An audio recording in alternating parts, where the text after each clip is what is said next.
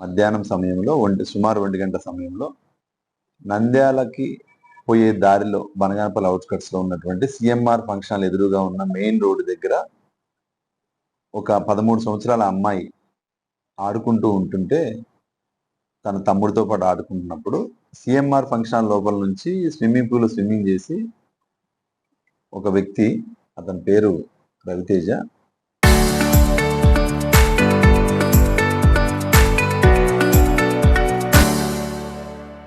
వచ్చేసి ఆ పాపను చూసిన తర్వాత ఈ పాపకి నేను ఆటాడిస్తాను రా, నీతో కింద చేపలు పట్టిస్తానని చెప్పేసి కిందికి తీసుకొని పోయి అక్కడే పక్కనే వంకుంటే వంకలోకి తీసుకొని పోయినాడు మెయిన్ రోడ్లోంచి.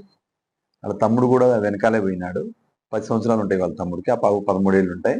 ఆ టైంలో ఆ పాపని గట్టిగా పట్టుకొని, చేతులు గట్టిగా పట్టుకొని బుగ్గ కొరికి తను అత్యాచార యత్నం చేయడానికి ప్రయత్నం చేయగా ఆ టైంలో వాళ్ళ తమ్ముడు గట్టిగా అరిచి పక్కన ఉన్నటువంటి టీ అంగడి వాళ్ళని ప్లస్ మిగతా వాళ్ళని, వేరే వాళ్ళని, రోడ్డు మీద ఉన్న వాళ్ళందరినీ పిలిచి రెస్క్యూ చేసి ఆ పాపను కాపాడేసరికల్లా ఆడు అక్కడి నుంచి పారిపోయినాడు.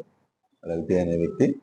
అతని కోసం ప్రత్యేక బృందాలు నిన్న నైట్ నుంచి కూడా పట్టుకోవడానికి వెంటబడుతూ ఉన్నాయి.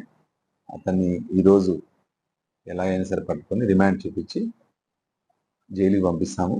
ఇలాంటి ఘటనలు మరెప్పుడు జరగకుండా యువత ఎలాంటి పరిస్థితుల్లో ఏ విధంగా ఎటు తిరుగుతున్నారు, ఎటు వెళ్తున్నారు అనే పాయింట్ ఆఫ్ వ్యూలో మా యొక్క పోలీస్ సిబ్బందికి కూడా అవేర్ చేసి వాళ్ళందరినీ కూడా ఎప్పటికప్పుడు వాళ్ళ మీద వాచ్ పెట్టి వాళ్ళందరినీ కౌన్సిలింగ్ చేయించాలని చెప్పేసి ప్లాన్ చేస్తున్నాము.